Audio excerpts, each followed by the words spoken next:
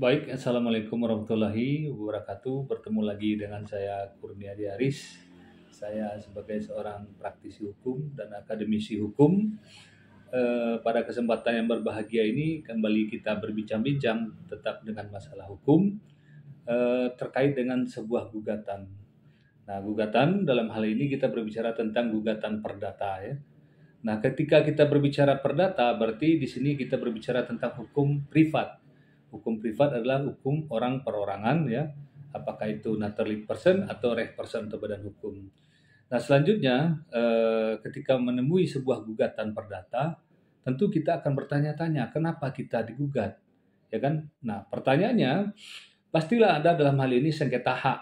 Nah, sengketa hak itu dalam persoalan perdata, gugatan perdata itu hanya ada dua gugatan. Secara umum itu hanya kalau tidak perbuatan melawan hukum atau di pasal 1365 KUH Perdata, atau kalau tidak satu lagi adalah penipuan prestasi yang diatur dalam pasal 1243 KUH Perdata. Nah, perbuatan melawan hukum ini maksudnya adalah atau PMA atau dalam bahasa hukum, bahasa Belandanya itu disebut dengan onrecht matigdat, adanya apa perbuatan dilakukan oleh seorang tanpa alas hak menguasai hak orang lain. Nah, ini dikategorikan sebagai perbuatan melawan hukum. Jadi perbuatan tanpa alas hak dengan menguasai hak orang lain dengan secara melawan hukum tentunya. Yang kedua, gugatan wan prestasi. Wan prestasi itu ingkar janji ya, biasanya diawali dengan sebuah perjanjian, lalu perjanjian tersebut diingkari oleh salah satu pihak dan akhirnya terjadilah ingkar janji atau wan prestasi. Nah, bagaimana tahapan-tahapan apabila kita menemukan apabila kita digugat secara perdata? Ya, tentu kita pasti mempersiapkan diri ya, mempersiapkan diri pasti kita mengetahui kalau kita digugat itu ada relas panggilan namanya dari pengadilan untuk kita menghadiri sebuah undangan untuk bersidang. Nah, pasti saat itu kita dalam posisi kalau kita digugat, kita diminta untuk hadir pada hari tertentu. Nah, setelah itu kita harus hadir sesuai dengan sesuai dengan jadwal yang sudah ditetapkan oleh pengadilan. Nah, setelah itu pasti para pihak dalam hal ini yang menggugat kita hadir juga. Jadi pada sidang pertama itu hakim akan mengumpulkan atau menghadirkan semua pihak-pihak dalam perkara ini, apakah itu tergugat, apakah itu penggugat. Yang pasti penggugat harus datang. Karena berbicara perdata, ya tentunya pasti pembuktian itu bebannya ada di tangan penggugat, bukan di tergugat. Nah, nah selanjutnya setelah para pihak ini hadir, maka hakim akan menetapkan tahapan berikutnya itu mediasi. Mediasi dalam hal ini kalau berbicara di pengadilan adalah perdamaian yang diupayakan di sebuah persidangan, khususnya persidangan perdata. Nah, mediasi ini nanti dihadiri oleh seorang mediator, boleh dari dalam pengadilan, boleh dari luar pengadilan. Nah, namun kalau di luar pengadilan tentulah biayanya dari pihak penggugat. Atau misalnya tergugat menghadirkan, ya boleh-boleh saja, nggak ada persoalan di situ. Nah, selanjutnya apabila mediasi ini tercapai, nah tentu perkara akan habis. Dibuatlah akta di situ ya, akta perdamaian atau akta vandading. Namun apabila tidak tercapai sebuah mediasi, maka perkara dilanjutkan dengan pemeriksaan pokok perkara. Nah, pokok perkara ini tentulah berbicara tentang apa yang didalilkan oleh seorang penggugat kepada tergugat atau sekelompok orang yang mengatasnamakan penggugat kepada seseorang atau bahkan lebih ya. Perkara itu tergantung bagaimana posisi kasusnya ya. Jadi tidak harus 1 lawan 1, 1 lawan 2, 3 lawan 2, 4 lawan 4, tidak. Tergantung peristiwa hukumnya bagaimana, dan yang pasti itu penggugat berhak menarik siapa saja yang akan menjadi tergugat itu dulu. Nah, setelah itu dalam acara berikutnya setelah dibacakan gugatan, pada minggu berikutnya tergugat harus memberikan jawaban atau eksepsi. Nah, eksepsi ini adalah bantahan tergugat di luar pokok perkara.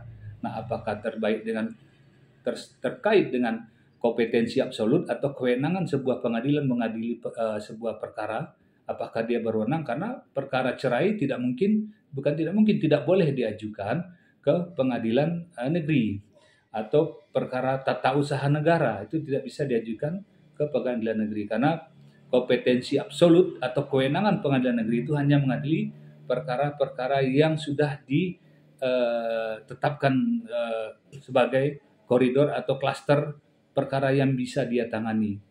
Nah, apabila setelah itu yang boleh diajukan di dalam eksepsi itu adalah, atau jawaban itu adalah terkait dengan kewenangan relatif pengadilan.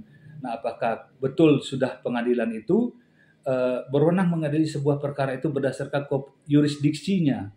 Nah, karena ada azas hukum yang menyatakan actor sequitur forum rei. Gugatan itu diajukan di mana tergugat berdomisili. Jadi, kalau kita mempunyai perkara misalkan di Pekanbaru, ya, tergugatnya di Pekanbaru, lalu kita ajukan gugatannya di Palembang, tentulah nanti tidak cocok, ya, dan tentu gugatan kita akan diputus dalam putusan sela, dan pengadilan melalui majelis hakim menyatakan bahwa majelis hakim tidak berwenang mengadili perkara ini karena yurisdiksinya itu ada di Pengadilan Negeri Pekanbaru, karena tergugatnya, objek perkaranya, ya, itu berada di Pekanbaru.